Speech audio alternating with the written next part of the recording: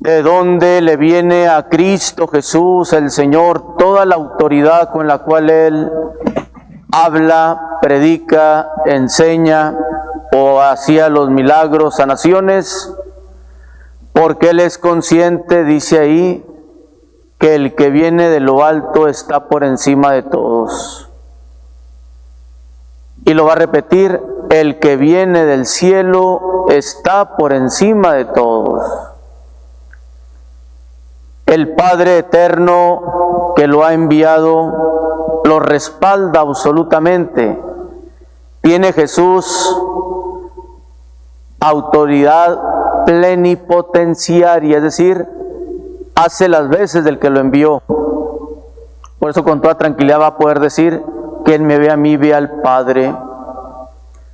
Y por lo tanto, como viene de lo alto, viene del cielo, Él da testimonio, dice ahí la Escritura, de lo que ha visto y oído. ¿Quién tiene más autoridad que Cristo Jesús para hablarnos de los designios del Padre? Pues nadie más. Quien pretenda buscar designios de Dios sin Cristo, ahí hay perversión, hay maldad. ¿Cuánta gente por no conocer a Cristo y queriendo encontrar solución, felicidad incluso a situaciones de su vida, muchos a dónde han llegado a recurrir? Al tarot, a las lecturas de las cartas y de las manos, a donde han recurrido a buscar charlatanes, a ver qué les dice aquella bolita mágica.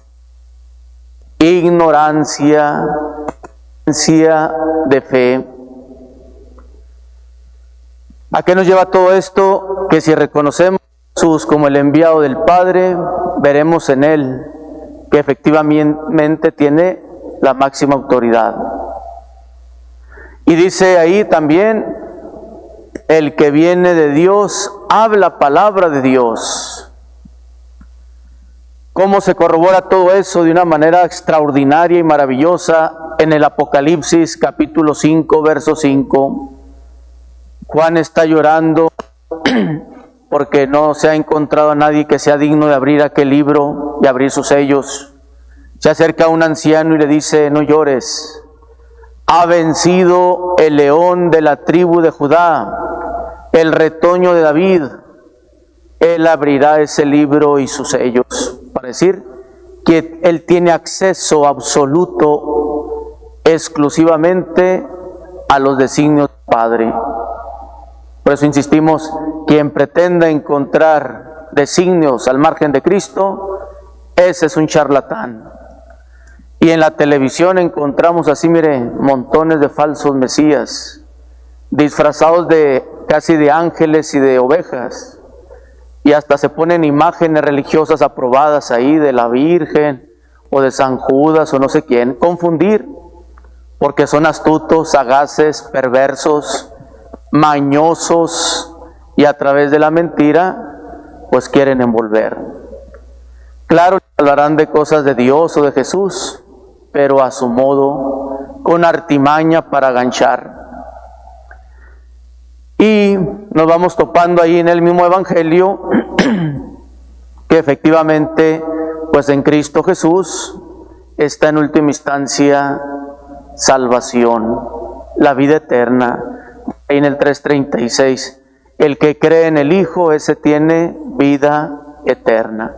¿Quién puede llevarnos al Padre? Él mismo lo dijo ahí en el famoso texto de Juan 14:6. Nadie va al Padre si no es por mí.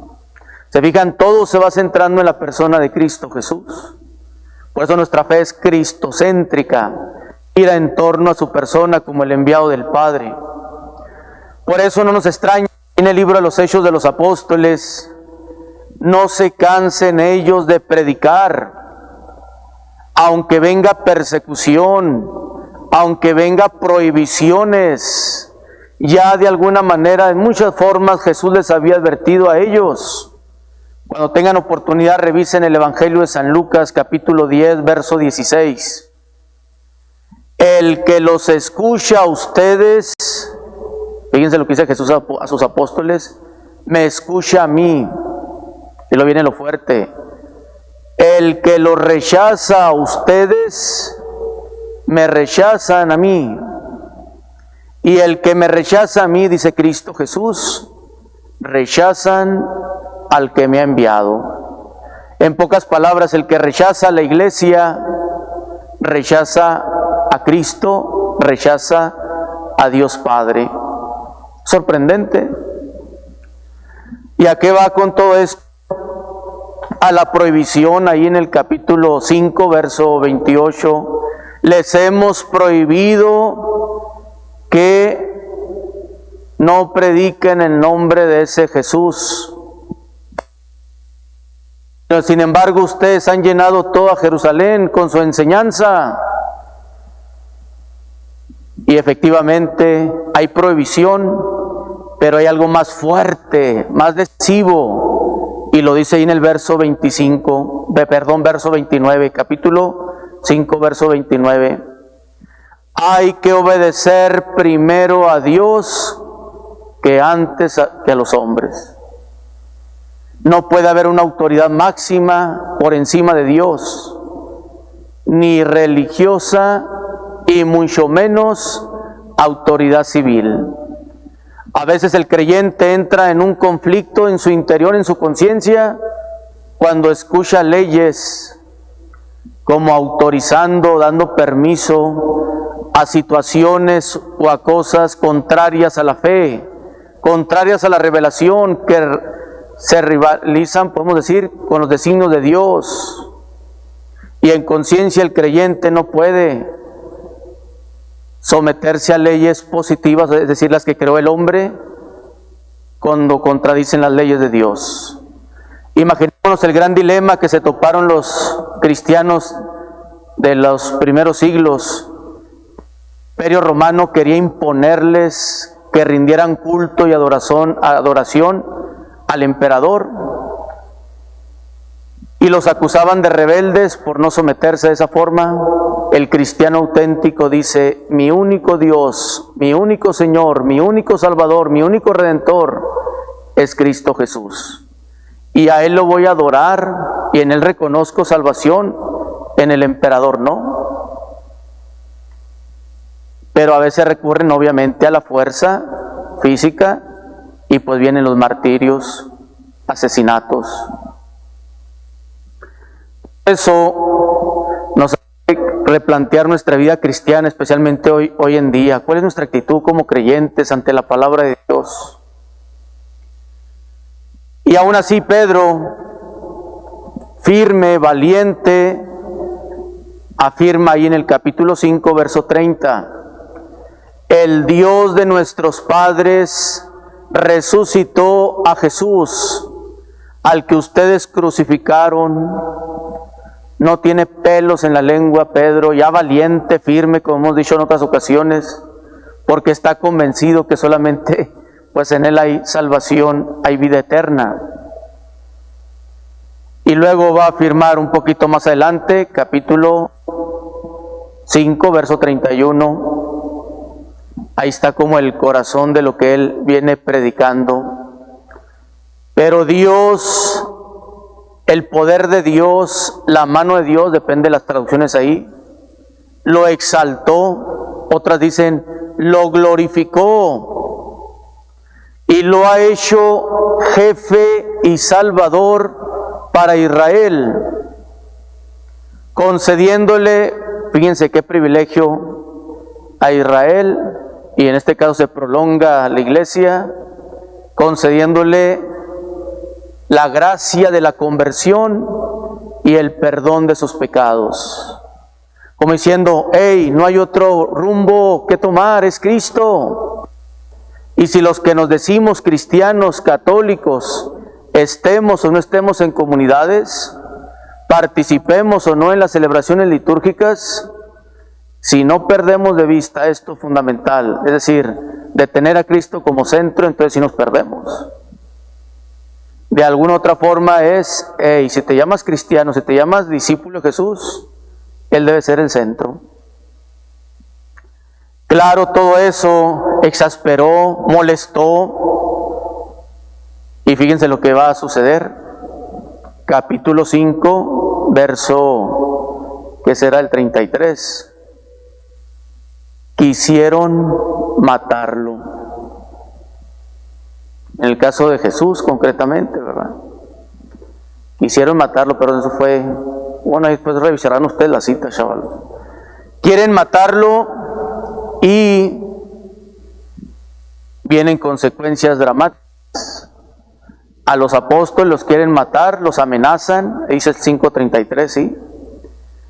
Eso de alguna manera refleja lo que ya su Maestro, su Señor, su Salvador ha experimentado desde el inicio de su ministerio. Voy a repasar unas que otras citas que ustedes van a recordar. Evangelio de Marcos, capítulo 3, verso 6. Una ocasión que Jesús realizó una sanación en sábado, dice ahí, se confabularon los fariseos como autoridad religiosa judía, junto con los herodianos, es decir, los que representan al gobierno, al imperio romano, para, fíjense, quererlo matar. ¿Qué le puede esperar a un discípulo de Jesús? Lo que ya su Maestro, su Señor, estaba sufriendo una amenaza.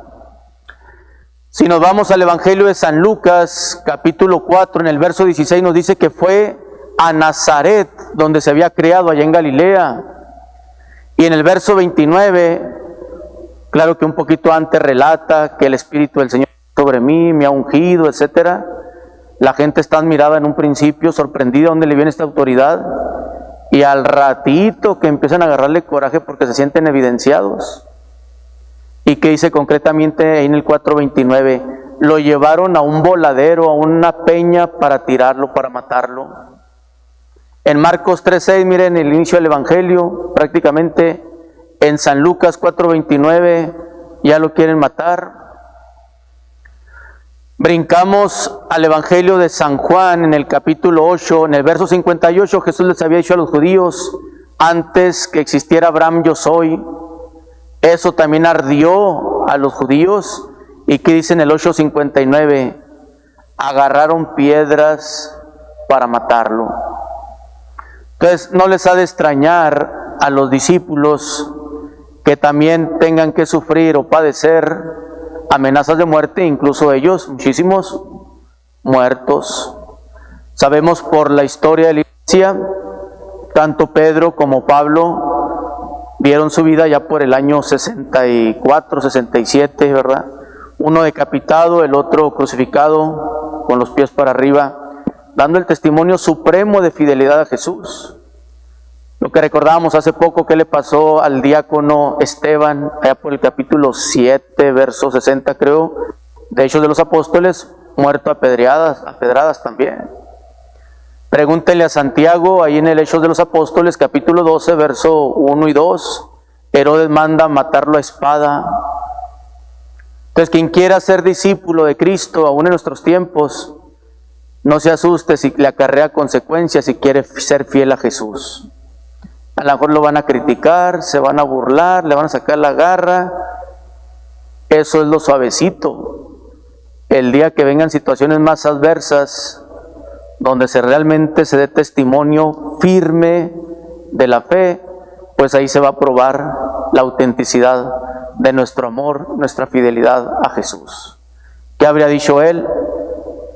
Nadie tiene amor más grande por sus amigos que el que da la vida por ellos. Estaremos día con día dando también la vida por Cristo, en lo cotidiano de la vida, reflejando que hemos tomado en serio su palabra, su enseñanza. Por eso la palabra de Dios siempre nos estremece, nos estruja, si la dejamos que obre, que impacte, y pues no podemos seguir siendo iguales. Esa palabra nos tiene que ir conduciendo.